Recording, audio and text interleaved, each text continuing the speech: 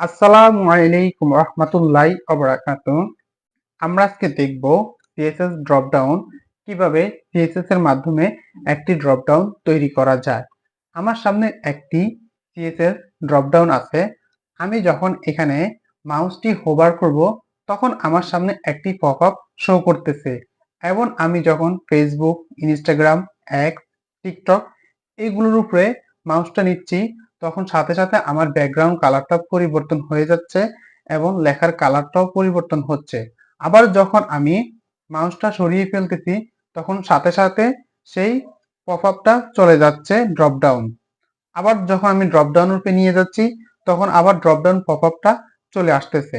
তো এই জিনিসটা কিভাবে তৈরি করে আমরা সম্পূর্ণ এই ভিডিওতে দেখব। তো আপনি দেখতে হলে গ্রিন স্কুল বিডির সাথেই থাকুন।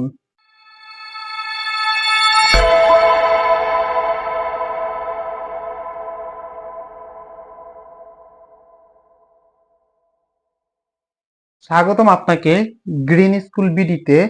আমি ইব্রাহিম বিন আহমেদ। এখানে প্রথমে আমি এস্টিমেল স্ট্রাকচারটি তৈরি করে নিব ড্রপ ডাউন তৈরি করার জন্য। তাই আমি প্রথমে ড্রপ ডাউন একটি ডিপ নিয়ে নিলাম এবং এই ড্রপ ডাউন ডিবের ভিতরে আমি একটি H3 ট্যাগ নিব। H3 ট্যাগের ভিতরে আমি লিখব ড্রপ ডাউন। তারপরে আমি এর ভিতরে আরো একটি ডিপ নিয়ে নিব। সেই ডিপের নাম দিব ড্রপ ডাউন কন্টেন্ট।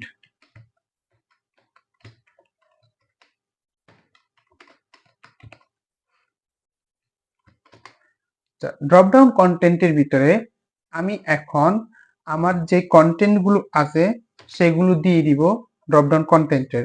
তাহলে দেখুন আমি এখন এই জায়গার ভিতরে অ্যাঙ্কর ট্যাগ নিব। নেওয়ার পর আমি এখানে প্রত্যেকটা হ্যাশ সাইন দিয়ে দিব। এর ভিতরে আমি লিখব ফেসবুক। আমি এগুলো কপি করে নিচ্ছি, নিচে পরপর বসিয়ে দিব।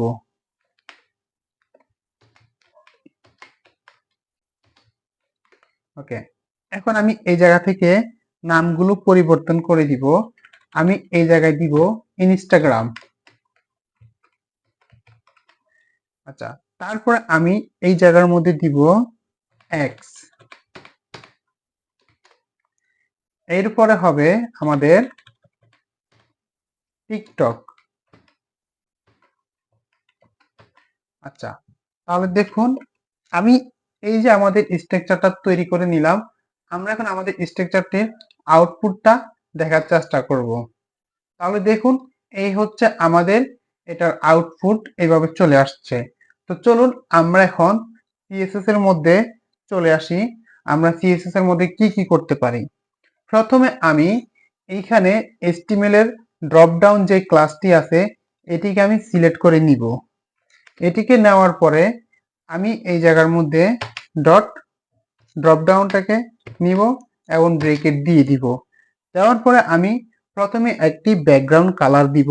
আপনারাও আমার মতো সেম ভাবে করবেন এবং দেখবেন কিভাবে কাজ করতেছে। তাই আমি এখন ব্যাকগ্রাউন্ড কালার দেওয়ার পরে আমি এখন #10D472 একটি ব্যাকগ্রাউন্ড কালার দিয়ে নিলাম। দেওয়ার পরে এখন আমি এই যে আমার যে আউটপুটটা আছে এটার একটি উইডথ সেট আপ করে দিব। তো আমি এই জায়গার মধ্যে উইডথ 200 পিক্সেল করে দিলাম। আপনারা আপনাদের মতো দিবেন। তারপর এই জায়গার মধ্যে আমি এই যে আমার এই বক্সটি একটি বর্ডার রেডিউস করে দিতে পারি। দেখুন আমার ডিজাইনটা কিভাবে তৈরি হয়ে যাচ্ছে ধীরে ধীরে। আপনারা মাথার মধ্যে যখন যে চিন্তাটা আসবে আমার এই জিনিসটা করা দরকার ওইটাই সুন্দরভাবে করে দিবেন। দেখবেন আপনার সিরিয়ালের ধারাবাহিক মেনটেন করে একটা ডিজাইন তৈরি হয়ে যাবে আপনার সামনে। বর্ডার রেডিউস আমি এখানে 10 পিক্সেল করে দিলাম। আচ্ছা, তারপরে দেখুন এখানে বর্ডার রেডিউস 10 পিক্সেলের পরে আমি এখন এর একটি প্যাডিং সেট করব। প্যাডিং এখানে আমি 3 পিক্সেল করে দিলাম। তাহলে দেখুন এই যে আমার এটা 3 পিক্সেল প্যাডিং চলে আসছে। আচ্ছা, তারপরে আমি এই দেখুন এর মধ্যে কাটশটটা এখন এই অবস্থায় আছে। আমি কাটশট এখন পয়েন্টার করে দিব। কাটশট পয়েন্টার, ঠিক আছে। আমরা একটা ডিজাইন সুন্দর করে সাজিয়ে নিচ্ছি। আচ্ছা, তারপরে আমাদের কোন জিনিসটাকে এখন কাজ করা দরকার, সেটা হচ্ছে ড্রপ ডাউন। এই যে ড্রপ ডাউন যে লেখাটা, এটা কার ভিতরে আছে দেখুন। এখন আমার এই যে এই ড্রপ ডাউনের ভিতরে H3 নামক একটি ট্যাগ আছে, সেই জিনিসটাকে আমরা এখন সিলেক্ট করব। তাহলে আমি এখন এভাবে লিখব ড্রপ ডাউন H3। এটাকে টার্গেট করার পরে আমি এর টেক্সট অ্যালাইন সেন্টার করে দিচ্ছি। তাহলে দেখুন এর টেক্সট অ্যালাইন সেন্টারে চলে আসছে। আচ্ছা, তারপরে আমরা যে বিষয়টা করতে পারি, এর একটা কালার দিতে পারি।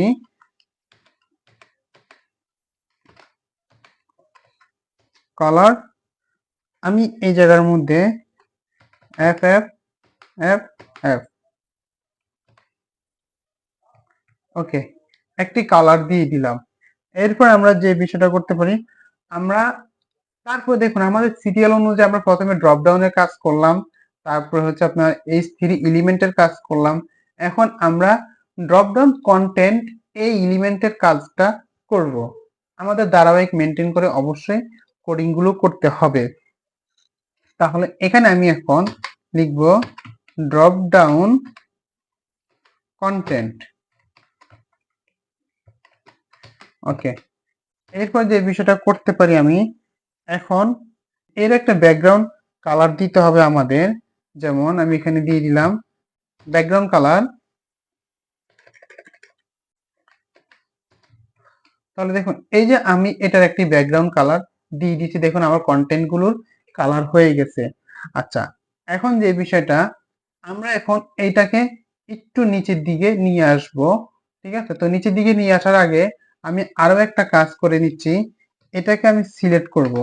সিলেক্ট করার পরে আমি এটাকে নিচে দিলাম এবং আমি এই যে ড্রপ ডাউন কন্টেন্ট, একটা জিনিস আমার HTML এর ভিতরে খেয়াল করেন, এখানে যে ড্রপ ডাউন কন্টেন্টের ভিতরে কি আছে, আমার এই যে আমার অ্যাঙ্কর ট্যাগ গুলো আছে, আমি এখন এইগুলোকে টার্গেট করব। ঠিক আছে, এগুলোকে টার্গেট করার জন্য তাহলে আমি কি করব, ড্রপ ডাউন কন্টেন্ট এই যে অ্যাঙ্কর ট্যাগটাকে টার্গেট করে নিলাম। নেওয়ার পরে এখন এই জায়গার মধ্যে যে কাজটি হবে, আমার এই যে এইগুলো, এই যে ফেসবুক, ইনস্টাগ্রাম, এক্স, টিকটক একটা আরেকটা নিচে নিচে নিয়ে আসতে হবে।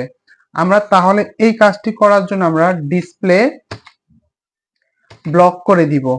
ঠিক আছে, তাহলে দেখুন এগুলো এখন নিচে নিচে চলে আসছে। তো display block, display inline block, এই বিষয়ে আমি পূর্বে একটি ক্লাস নিয়েছি, এই প্লেলিস্টের মধ্যেই পাবেন। আপনারা সেই বিষয়টা দেখে নেবেন যদি বুঝতে না পারেন।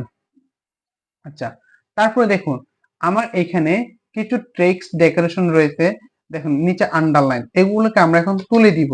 তাহলে আমি এখন টেক্সট ডেকোরেশন কি করতে পারি, নান করে দিব। ঠিক আছে, নান করে দেওয়ার পরে তাহলে দেখুন আমার টেক্সট ডেকোরেশন চলে গেছে। আচ্ছা, এরপরে আমরা যে জিনিসটা করতে পারি, এর কালারটাকে হোয়াইট করে দিব। তাহলে দেখুন এর কালার হোয়াইট হয়ে গেছে। এবং যদি আমি এই জায়গার মধ্যে ফন্ট সাইজ, আমরা ফন্ট সাইজ কত দিব, 20 পিক্সেল করে দিব। ঠিক আছে, তাহলে দেখুন আমরা ফন্ট সাইজ 20 পিক্সেল করে দিয়েছি। আচ্ছা, আমার কালারটা সুন্দর দেখা যাচ্ছে না, আমরা এটা একটা সুন্দর একটা কালার দিব, একটু অপেক্ষা করুন। এই যে এখন ঠিক আছে। আচ্ছা, তারপরে চলুন আমরা এখন প্যাডিং ব্যবহার করব। প্যাডিং এখানে আমি 10 পিক্সেল দিব। তাহলে দেখুন প্যাডিং ব্যবহার করার সাথে সাথে আমার এটা এইভাবে চলে আসছে। আচ্ছা, এইবার আমরা যে জিনিসটা করব সেটা হচ্ছে আমরা পজিশন ব্যবহার করব। আমি আপনাদেরকে বলেছিলাম আমাদের পজিশনের ক্ষেত্রে আমাদের মাদার বক্সটি হবে পজিশন রিলেটিভ এবং চাইল্ড বক্স হবে পজিশন অ্যাবসোলিউট। তাহলে আমাদের এখানে মাদার বক্স হচ্ছে ড্রপ ডাউন এবং আমাদের চাইল্ড বক্স হচ্ছে ড্রপ ডাউন কন্টেন্ট। ঠিক আছে, তাহলে চলুন আমি প্রথমে এই জায়গার মধ্যে ড্রপ ডাউন এটাকে পজিশন রিলেটিভ করে দিই। পজিশন রিলেটিভ, আচ্ছা পজিশন রিলেটিভ করে দেওয়ার পরে আমার এখন কাকে পজিশন অ্যাবসলিউট করতে হবে? ড্রপ ডাউন কন্টেন্টকে পজিশন অ্যাবসলিউট করতে হবে। তাহলে চলুন আমি এখন সেই কাজটাই করে দিচ্ছি। পজিশন অ্যাবসলিউট, ওকে। পজিশন অ্যাবসলিউট করাতে দেখুন আমাদের এটি এখন নিচে নিচে চলে আসছে। ঠিক আছে, আচ্ছা এরপর আমরা যে কাজটি করতে পারি, আমি এই কালার কোডটার সৌন্দর্য আপনারা যে কোনো কালার দিবেন সেটা কোনো ব্যাপার না, আপনারা আপনাদের মতন দিতে পারেন। এখানে আমি এই কালার কোডটা এখানে বসিয়ে দিলাম। আপনারা যে আমার কালার কোডে দিতে হবে এটা ম্যান্ডেটরি না। আচ্ছা দেখুন এই যে আমরা সুন্দর একটা কালার দিয়ে দিচ্ছি।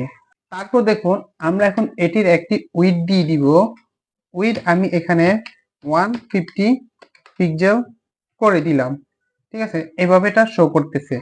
আচ্ছা তারপরে আমাদের এখন এটাকে বর্ডার রেডিয়াস করে দিচ্ছি আমরা কিছুটা।